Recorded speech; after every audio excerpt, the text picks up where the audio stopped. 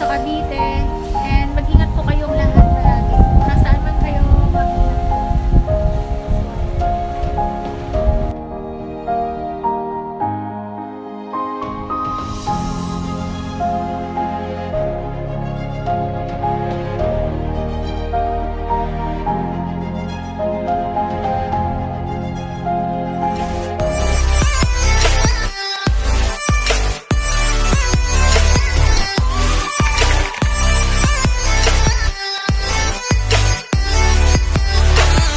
Hey everyone! Hello! Good morning! Today is November 1, 2020. So happy November to all of you, to each one of you who watching this, and to all of us. And today is Sunday. And also, happy Halloween to all of you. So hindi kami nag-celebrate ng Halloween na magsuot ng kung ano-ano. But kami ay magluluto ng simple lang para sa mga soul. Hindi ko alam kung naniniwala ka doon, but yung mga taga-probinsya, kapag during November 1 and 2, nag-aalay kami sa altar para yun sa mga kaluluwa ng mga mahal namin sa buhay na yumao na. So, ang mangyayari, kunwari, magluto kami ng konting biko, maglalaga ng itlog, tapos ilalagay yun sa altar whole night, and then magsisindi ng kandila from tonight, November 1 and November 2. So, relate ka ba? Hindi lahat gumagawa ng ganong bagay, pero kami, na laking Bicol, gumagawa kami ng ganong tradisyon. So, yun. Yung iba, busy magsuot ng costume, mag-attend ng mga Halloween party. Kami wala kaming party. Dito na kami sa bahay. Lalo na, mamaya magla-landfall yung bagyong Rolly na signal number 2 ang Cavite area. So, yung Bicol, signal number 4. So, Manila, signal number 2. And yung mga bandang Laguna, I guess, and bandang Burias Island, signal number 3. So, kung nasaan ka man po ngayon, mag-ingat ka po. Kung nandito ka po sa Pilipinas, mag-ingat. Please be safe kasi yung typhoon nga. So, kahit ikaw ay hindi nasa Pilipinas, of course, please be safe always. So, yun. Wala, update ko lang. And ngayon, nag-i-start na yung ulan dito. So, mamayang gabi daw, yung malakas na ulan, kaya nag-ready na kami ni Mama, bumili na ng gaas, ng mga dilata, noodles, tinapay, para, di ba, just in case, nag-charge kami ng mga power bank, ng phone, ng mga ano namin, naka-ready lahat. Tapos, nag-imbak na rin ng tubig, kasi automatic yan, kapag nawala ng kuryente, walang tubig. So, yun. So, ngayon, I think, magluluto ng biko, and then bala na kung ano yung magawa mamaya. So yeah, everyone, I hope all of you have a nice day. So once again, happy November. So 1 month to, malapit na, more than 1 month to go. Ano na lang, December 2021. So malapit na matapos yung finally yung 2020. Oh my God. So, finally, share ko lang po. Ito po yung ginawa ko na wala lang, version ko lang. Walang recipe talaga ito. Banana with oatmeal and Hershey chocolate. So, wala kasi akong cake mold, kaya dito ko na lang nilagay sa pang leche plan. So, this is how it look like. Hindi po ako magaling mag-bake. Steam lang ito. May oats siya in banana. So, yeah. As you can see, that's the banana. So fluffy. Perfect for my green tea and for coffee. So, yeah. Bulok na kasi yung saging, kaya nasayang naman. Kaya sabi ko, gawin ko na lang ganito.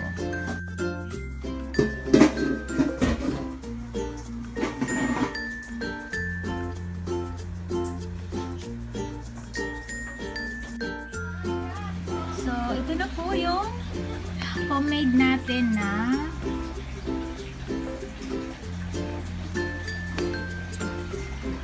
yum yum.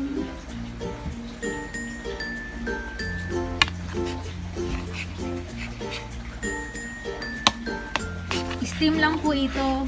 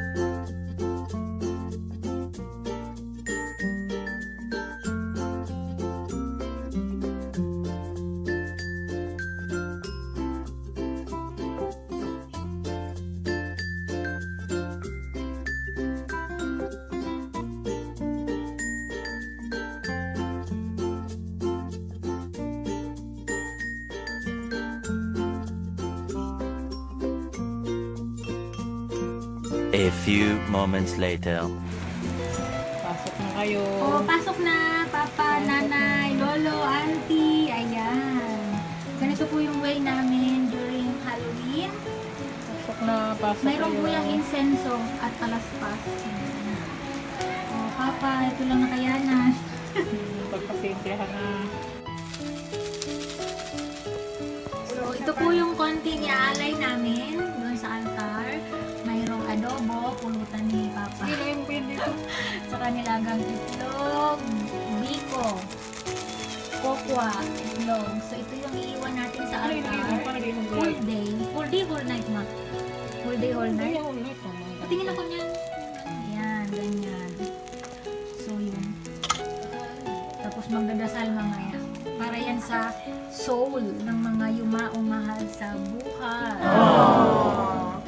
Happy Halloween, everyone! Lahat imbitado? Lahat na ng soul imbitado? Oo, lahat na imit. So, ayan. Isa ito sa mga favorite ng mga yung mga yumao ng mga mahal namin sa buhay. So, itlog. So, yan. Ganyan lang kasimple. Pero kapag maraming handa, okay lang naman na dagdagan. Pero normally, yan talaga yung every November 1 and 2, ayan. Tapos mamayang gabi, magsisindi kami ng kandila sa labas, sa may pintuan. So, yung mga taga-probinsya na naniniwala sa ganitong tradisyon, for sure, makaka-relate. Pero yung iba na mga yayamanin, hindi naniniwala sa mga ganito. So, kami ganito. Ang tawag dito ma, pasingaw.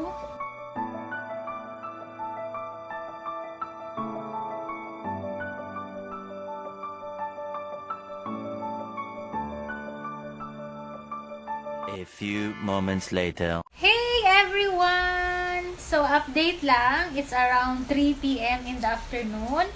And, umuulan na po. Malakas na po yung ulan dito, pero wala pa po siyang masyadong malakas na hangin, which is wag naman po sana. Kasi based doon sa mga napanood namin sa TikTok, sa YouTube, sa Google, talagang nakakalungkot isipin na yung lugar sa Bicol, which is my home province, which I grow up, and then super lala talaga yung nangyari, as in nag-flood, tumaas yung tubig, ang daming mga nasirang mga kabahayan, mayroong mga taong namatay. So nakakalungkot isipin, pero yeah, mag-ingat na lang po tayong lahat palagi kahit nasaan man tayo. And sana matapos na yung bagyong ito at ipag-pray na huwag nang maulit yung magkaroon ng ganitong kalakas na bagyo. So, yung Cavite, yung area namin, sa awa ng Diyos, okay naman, safe dito. And yun nga lang, kapag sobrang lakas ng ulan, pumapasok ng konting tubig dito sa may rooftop, dito sa may mga gilid-gilid ng itong bahay na tinitirhan namin. So, ang ginagawa lang, kapag nangyari yon, laging nagpupunas ng basahan, pipigain sa planggana para mawala yung mga tubig na nag-absorb doon sa mga basahan. So, yan. So, kanina, ayun ang nangyari. Nag-alay kami ng konting food doon sa altar at yung parang nagpausok. Ayun. Ano namin yon, tradisyon namin yon. And, yeah. Sana mamayang gabi huwag mag-brand out. Kasi, kapag nag-brand out, walang wifi. Tapos ang dilim, o diba? Hindi mainit ngayon, medyo malamig. Kaya ayun. So yeah. Update ako ulit mamaya. Okay? So ayan. Nandito po ako ngayon sa hagdan. Titingnan po natin kung ano na ang situation doon sa labas. So it's around 3:30 in the afternoon. So yeah. 1, 2. So, ayan. Ang lamig! Wait.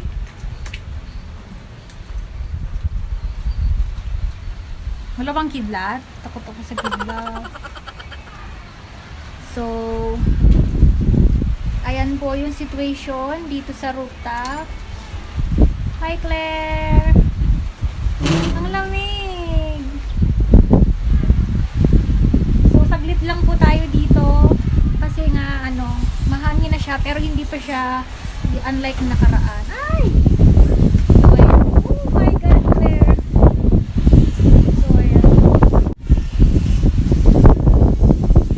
Pero pansin nyo naman na mahangin. So, let's try this.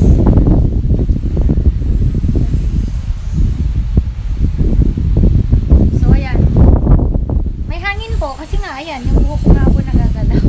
Sana wag naman, wag naman, hindi na.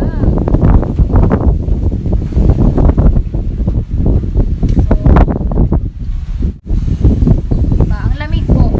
Saka yung ano, yung langit, napakakulimlim. Yung mga halaman, nagsisigalawan na. Yung Cavite ay signal number 4, improving po siya. But next time, mamayang gabi, sana talaga wag malakas. Mamayang gabi daw maglalan bukas. Wala na. O kaya bukas ng umaga. Yun ang sabi ng balita. Nakatakot. So, mag-ingat po kayong lahat.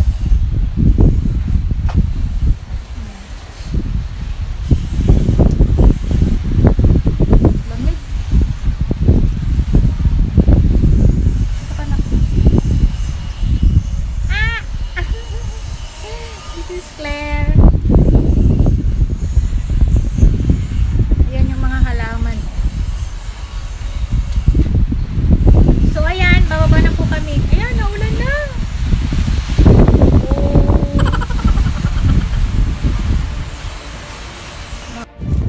So, ayan po yung status. Sunday, it's around mga 3:40 na ng hapon.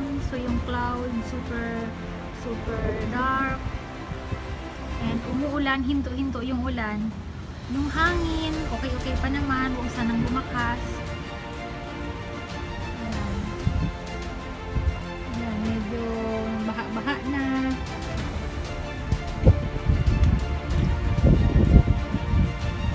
Start na talaga yung hangin. So,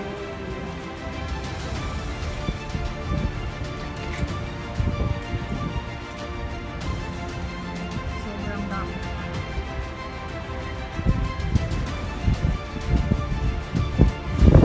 Oh my God! Mag-ingat po kayo lahat palagi.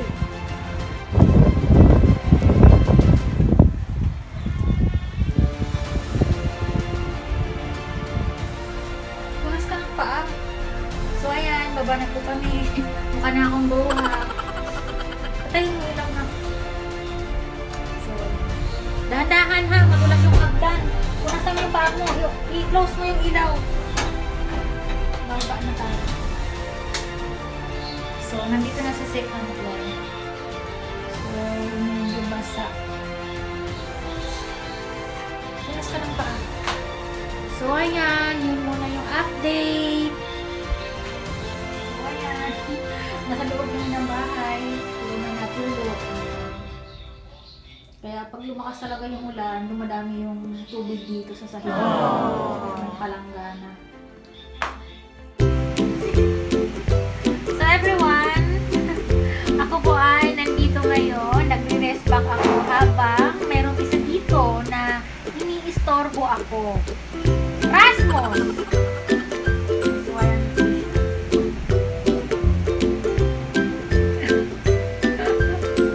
Rasmus, anong ginagawa mo? So, piniplay ko yung kay Shout Out ATV channel. Piniplay kita ngayon. Habang itong makulit na Rasmus na to. Rasmus.